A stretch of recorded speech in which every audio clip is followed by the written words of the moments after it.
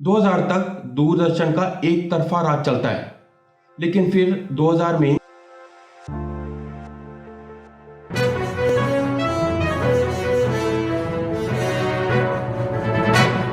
अगर आप 90s के ज़माने के हैं तो आपने दूरदर्शन ज़रूर देखा होगा। ये वो दौर था जब दूरदर्शन ने लोगों को टीवी की दुनिया से रूबरू कराया, लेकिन समय के साथ साथ दूरदर्शन कमज़ोर पड़ने लगा और आज लोग दूरदर्शन को ना के बराबर देखना पसंद करते हैं। आज इस वीडियो में हम देखेंगे कि दूरदर्शन ने ऐसी कौन सी गलतियां करी जिसकी वजह से वो कंपटीशन से बाहर हो गया, और साथ ही हम उन लर्निंग्स पे नज़र डालेंगे जो हम इससे सीख सकते हैं। 90s के दौर के बच्चों का बचपन दूरदर्शन देखते हुए बीत गया। आज भी हम दूरदर्शन का नाम सुनते हैं तो पुरानी यादें ताज़ा हो जाती हैं। 15 सितंबर 1959 भारत को आज़ाद हुए 10 साल हो चुके थे। इसी दिन दूरदर्शन की शुरुआत हुई। पहले इसका नाम टेलीविजन इंडिया रखा गया। शुरू में हर हफ्ते 3 दिन आधा आधा घंटा इसका प्रसारण होता था। इस आधे घंटे में लोग अपने मोहल्ले में पहले से ही इकट्ठा हो जाते थे। एक दो जगह पर तो 400-500 लोग मिलकर साथ में बैठकर टीवी देखते थे। 1965 तक दूरदर्शन में बदलाव किया जाने लगा। अब इसमें 5 मिनट का न्यूज़ बुलेटिन भी जोड़ दिया गया। उस समय की न्यूज़ एंकर सलमा सुल्तान और गीतांजलि अय्यर को आज भी भूल पाना बहुत मुश्किल है। ये एंकर्स आज की चिल्लाहट से कोसों दूर थी। दूरदर्शन को लगा कि और बदलाव करना चाहिए। टेलीकास्ट को बढ़ाया जाने लगा। 1975 तक 6 राज्यों में सैटेलाइट इंस्ट्रक्शनल टेलीविजन एक्सपेरिमेंट शुरू किया गया। 1976 में दूरदर्शन को ऑल इंडिया रेडियो से अलग कर दिया गया। 1982 तक दूरदर्शन अपनी रफ्तार पकड़ने लगा था। इंडिपेंडेंस डे पर पीएम की स्पीच से लेकर एशियन गेम्स का लाइव टेलीकास्ट शुरू किया गया, जिसे लोगों ने बहुत पसंद किया। लोगों को लगा कि कितना बढ़िया तरीका है, कहीं पर भी जाने की जरूरत नहीं है और घर बैठे बैठे ही सब कुछ साफ दिखता है। क्योंकि इससे पहले या तो उन्होंने अखबार पढ़ी थी या फिर रेडियो पर कुछ सुना था। अब दूरदर्शन ने कई नए कार्यक्रम बनाना शुरू किया। इस समय भारत में आर्थिक मंदी का दौर था। ग्रीन रेवोल्यूशन चल रहा था क्योंकि हाल ही में भारत को अंग्रेजों से आज़ादी मिली थी। एक नया कार्यक्रम कृषि दर्शन शुरू किया गया, जिसमें किसानों को फसल के बारे में जानकारी दी जाती थी। यह कार्यक्रम किसानों ने खूब देखा और सफल बनाया। इसके अलावा चित्रार और रंगोली जैसे कार्यक्रम भी शुरू किए गए, जो लोगों ने बहुत पसंद किया। 1986 दूरदर्शन के लिए सबसे ज़्यादा लकी साल साबित हुआ। इस साल रामायण और महाभारत का टेलीकास्ट किया गया। जब भी टीवी पर रामायण और महाभारत आते थे तो उस समय शहरों और गांव की सड़कों पर कर्फ्यू जैसा माहौल हो जाता था। हर कोई साथ बैठकर इनका लुत्फ उठाता था। इनके लिए जिज्ञासा इसलिए भी ज़्यादा थी क्योंकि कभी भी पहले इन्हें देखा नहीं गया था, बस सुना और सोचा गया था। मगर अब इन्हें देखकर लोग झूम उठते थे। लोग अपने घरों की साफ सफाई करके दिया मोमबत्ती जलाकर रामायण के आने का इंतजार करते थे। आपको ये सुनकर हंसी आ रही होगी, लेकिन उस दौर के लोगों से ज़रा पूछकर तो देखिए कि ऐसा होता था या नहीं। कई जगहों पर तो एपिसोड्स के बाद प्रसाद तक बांटा जाता था, क्योंकि लोगों की नज़रों में ये पाठ करने जैसे ही होता था। 1982 में कलर टेलीविजन आने के बाद दूरदर्शन को फायदा हुआ।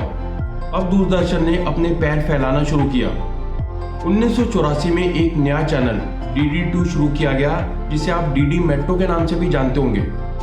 अब दूरदर्शन 2 नेशनल और 11 रीजनल चैनल्स के साथ 21 चैनल टेलीकास्ट कर रहा था। हम लोग बुनियाद और नुक्कड़ जैसे शोज दिखाए जाने लगे। भारत एक खोज, मालगुडी डेज, मिर्जा गालिब और ये जो है जिंदगी जैसे शोज ने दूरदर्शन को एक अलग पहचान दे दी थी। मिले सुर मेरा तुम्हारा ने लोगों को एकता का संदेश दिया। हमारा बजाज और निरमा जैसे कमर्शियल एड्स भी बहुत ज़्यादा हिट हुए। 1992 तक दूरदर्शन मजबूत हो चुका था, लेकिन फिर लिबरलाइजेशन के बाद ये ऐलान होता है कि अब बाहर की कंपनियां भी भारत में आकर अपना चैनल शुरू कर सकती हैं। सबसे पहले ZTV लॉन्च होता है, जो कई तरह के फैमिली शोज और ड्रामा शोज बनाता है। लोगों को ये बहुत पसंद आते हैं। दूरदर्शन फिर चंद्रकांता और अलिफ लैला जैसे सीरियल बनाता है, मगर ये ZTV को टक्कर देने के लिए काफ़ी नहीं होते।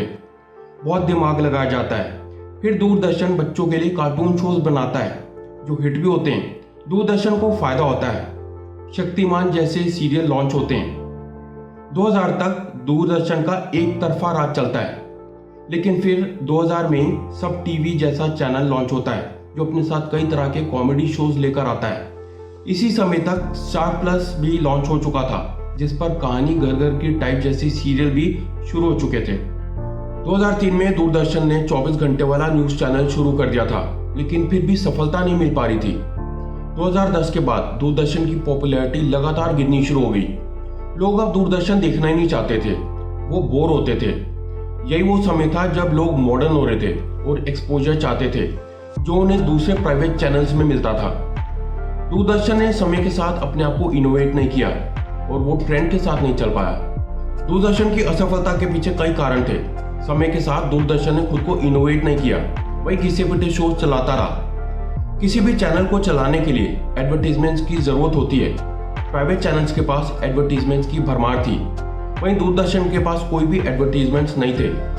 ओटीटी प्लेटफॉर्म्स के आने के बाद बहुत से लोगों ने टेलीविजन को टाटा बाय बाय कह दिया। 55% लोग ओटीटी प्लेटफॉर्म्स की तरफ शिफ्ट हो चुके थे। अब सिर्फ 40% लोग ही टेलीविजन देख रहे थे। बहुत से चैनल ने तो खुद के ओटीटी प्लेटफॉर्म लॉन्च कर दिए, जैसे सोनी ने सोनी लाइव लॉन्च कर दिया था, लेकिन दूरदर्शन ने ऐसा कुछ भी नहीं किया। अगर हम और डीपली देखें तो एक और कारण यह है कि सरकार ने काफी सालों तक दूरदर्शन को बांधे रखा, कभी भी आजाद नहीं होने दिया।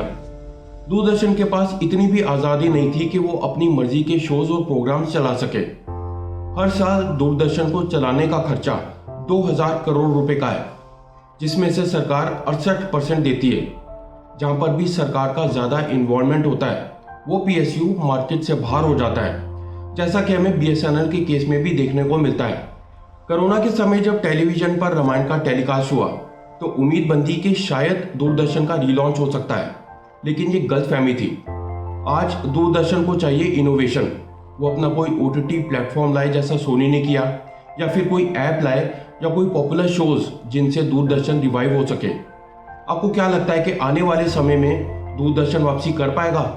क्या आज की पीढ़ी को दूरदर्शन अपनी तरफ खींच पाएगा? क्या दूसरे चैनल्स को दूरदर्शन टक्कर दे पाएगा? इनका जवाब नीचे कमेंट सेक्शन में लिखकर बताएं। अगर ये वीडियो आपको इन्फॉर्मेटिव लगा हो तो इसे लाइक करें, शेयर करें और चैनल को सब्सक्राइब करें। मिलते हैं मेरे एक और ऐसे ही इन्फॉर्मेटिव वीडियो के साथ। तब तक के लिए टेक केयर एंड जय हिंद।